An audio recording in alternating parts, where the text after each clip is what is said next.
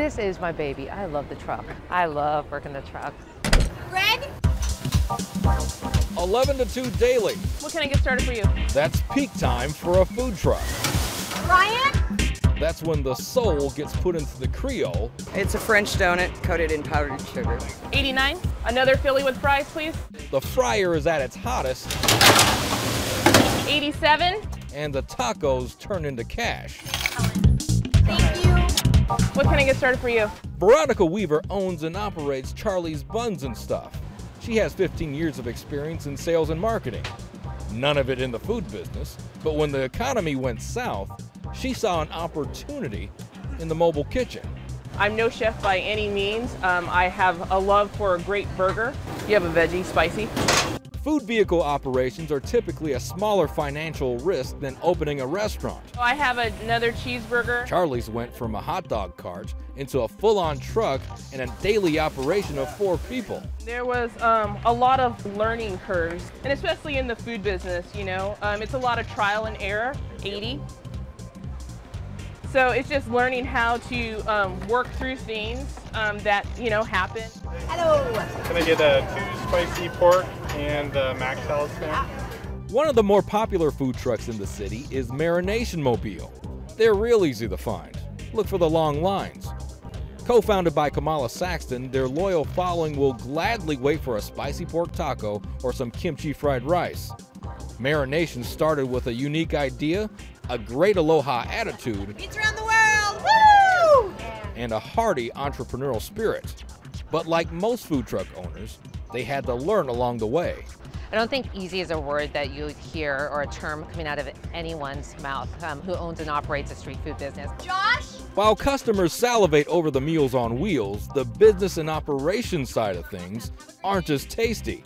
Sometimes it's unclear on who's actually driving the truck. You know, even though people will think that I'm my own boss, the fire department's my boss, L&I is my boss, health department's the boss, the city of Seattle's my boss, 200 customers a day are my boss, I have employees who actually are my boss, the IRS is my boss. This business really is not about kalbi and kimchi fried rice and spicy pork tacos. Hi, Lila.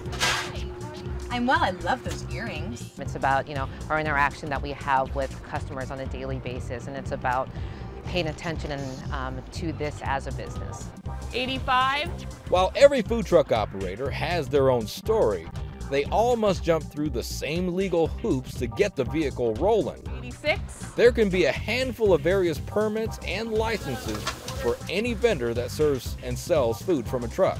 It's not that difficult, actually. Most of the permits are something you would require of any business. So you need a business license. You're vending food, so you need a health permit.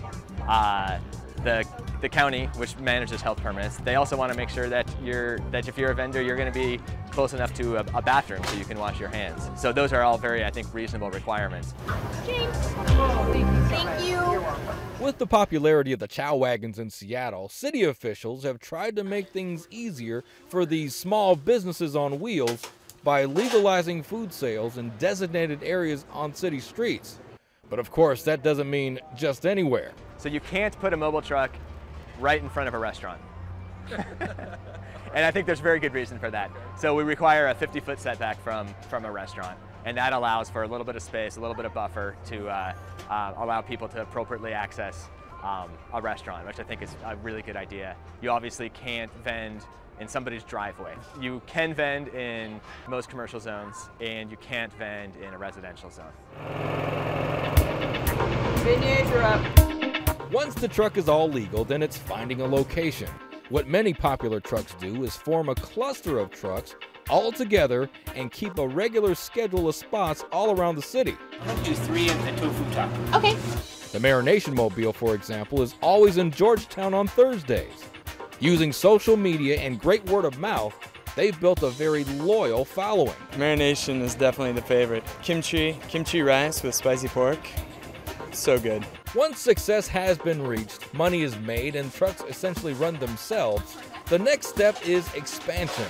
That can mean another truck, or like Marination Mobile, they went into a brick and mortar, the Marination Station. We know that people want to have some kind of shelter in the winter. We also know that people wanted to eat and come in and visit with us and eat from the truck after 2 p.m. And there's also some people who live in Ballard and they can't come to one of our lunchtime locations or in other parts of the city.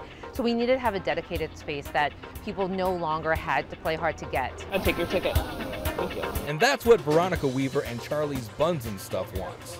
Taking those baby steps and growing her food business. I started with the hot dog cart, smaller investment, got a feel for the market. And then, from the success that I've had with the food truck in a short period of time, now we're looking to expand into a brick and mortar and then down the line, hopefully introduce another food truck.